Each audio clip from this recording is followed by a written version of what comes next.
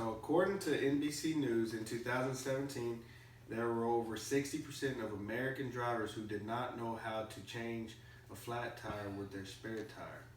Cars being part of everyday life, I think that it's something good and a good skill set to have for everybody to know how to do that on their own in case they're ever stuck in that situation.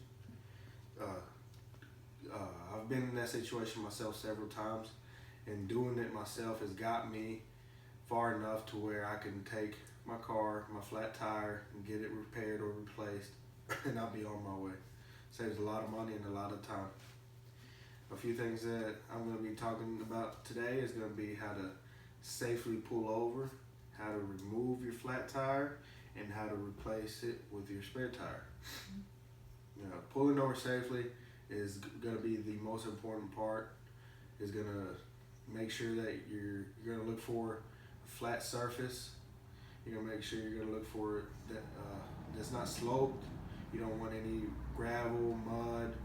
Also, you want to, most importantly, avoid traffic. You don't want to be stuck in a situation where you're on the side of the road, you have cars driving 60 miles an hour.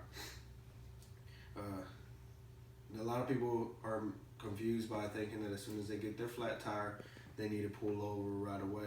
But in 2017, LiveScience.com made an article talking about how the flat tire acts as a cushion to your wheel, and therefore it won't damage your wheel if you have to drive far away. You need to just drive slower, 30 miles an hour, and as soon as you can pull over or find a safe spot to do the changing of your flat tire to your spare tire, that'd be a good time to do so. Once you have pulled over, most cars are going to be equipped with wheel shocks, and these wheel shocks, you put one on each side of the wheel of the opposite end that you have your flat from. This is going to prevent from your car rolling. And once you had all safely done all that, we're going to move on to removing your spare tire.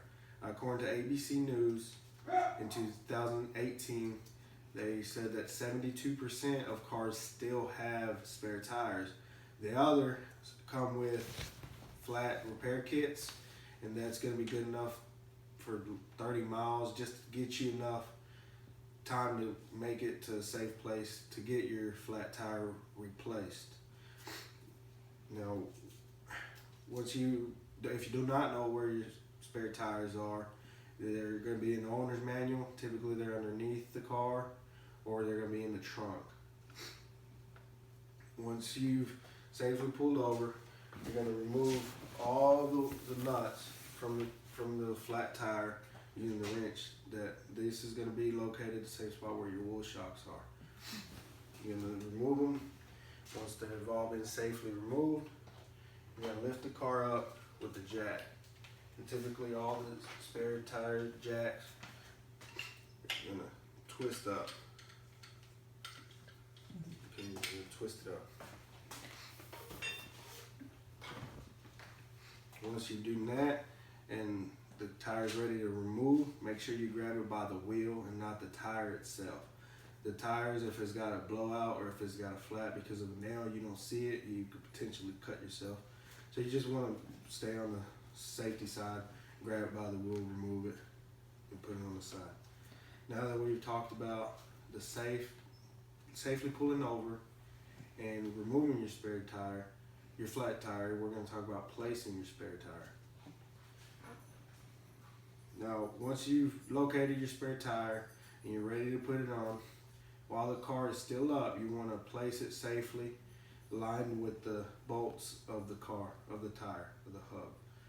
Once you've done that, you grab the nuts that you removed when you removed your flat tire and you hand tighten it, just so that the tire doesn't come off. Once they've been hand tightened, you could go on to remove your jack to where the car is all the way lowered and all the weight is on the car. Once you've done that, you can go on and tighten every single nut on that wheel. One thing you want to avoid is going in the pattern in which you're going clockwise or counterclockwise. That's going to cause for your your wheel to be bolted down unevenly, and it could cause more issues later on. One thing that you want to keep in mind is if it's got 5 lug nuts, you want to tighten it with the one across from it. That way it can have a more even and secure tightening. Once you've done all that, you grab your flat tire, and typically they'll fit where your spare tire was. You can move on to taking it to the mechanic or to the tire repair shop. One thing that Christian Brothers Automotive claims is that you do not want to drive with your spare tire for more than 50 miles an hour, 30 miles an hour, excuse me. You don't want to trust your tire for more than 70 miles. That's going to be typically the lifespan and the safetyness of using your spare tire. So today I talked to you through the simple steps of changing your flat tire with your spare tire. I believe that learning this skill set will save you a lot of time and a lot of money if you ever stuck in that situation. I explained to y'all how to pull over safely, how to remove your flat tire, and how to replace your spare tire. Now, I'm hopeful that after listening to my explanation on how to take those steps, that you are not part of the 60% that does not know how to replace your flat tire with your spare tire.